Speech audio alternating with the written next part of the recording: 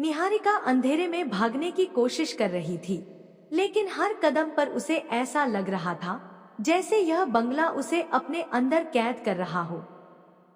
चारों ओर एक गूंज सुनाई दे रही थी, जिसमें अजीब सी हंसी और रोने की आवाजें मिलकर एक डरावना माहौल बना रही थी। राघव, या जो भी अब उसकी शक्ल में था, धीरे धीरे निहारिका की ओर बढ़ रहा था।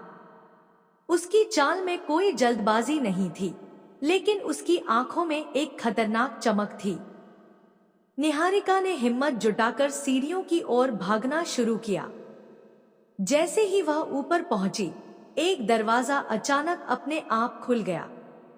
वह दरवाजे से अंदर चली गई और उसे जोर से बंद कर दिया। लेकिन कमरे के अंदर का नजारा और भी डरावना था। दीवारों पर खून के छींटे थे और फर्श पर पुराने समय के कपड़ों में किसी की लाश जैसी चीज पड़ी थी। उसकी आंखें चौड़ी रह गईं जब उसने देखा कि वह लाश हिलने लगी। तुम यहां से नहीं जा सकती, एक धीमी भयानक आवाज ने निहारिका के कानों में गूंज मचाई। वह पलटी और देखा कि राघव दरवाजे के आर पार आता हुआ अंदर दाखिल हो रहा था, जैसे दीवारें अब उसे रोक नहीं सकती। उसने कहा, तुम्हें यह बंगला पसंद आया था न? अब तुम इसकी सबसे प्यारी मेहमान हो।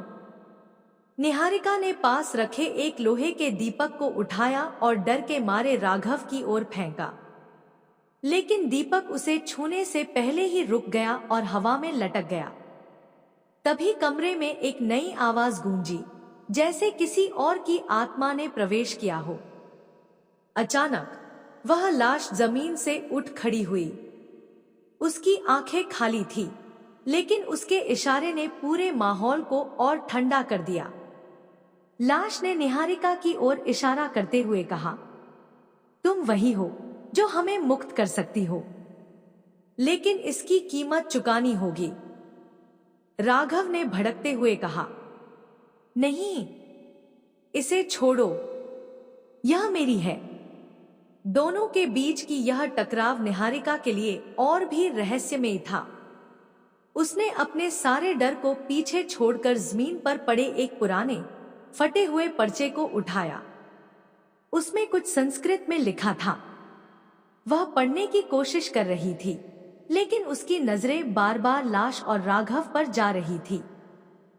जैसे ही उसने वह मंत्र पढ़ना शुरू किया, कमरे में चारों ओर तेज हवा चलने लगी। खिड़कियां और दरवाजे अपने आप खुलने और बंद होने लगे। राघव और वह लाश दोनों दर्द में चिल्लाने लगे, यह क्या कर रही हो? रुक जाओ। लेकिन निहारिका ने मंत्र को पूरा पढ़ दिया। अचानक एक चमकदार रोशनी कमरे में फैल गई। राघव और वह लाश उसी रोशनी में जलने लगे। उनकी चीखें पूरे बंगले में गूंजने लगी। जैसे ही सब कुछ शांत हुआ, निहारिका ने खुद को जमीन पर गिरा पाया। लेकिन क्या यह सचमुच खत्म हो गया था? तभी एक आवाज पीछे से आई, यह सिर्फ शुरुआत थी, आगे क्या होगा? क्या निहारिका सचमुच बच गई, या यह खेल और गहरा होने वाला है? अगला भाग जल्द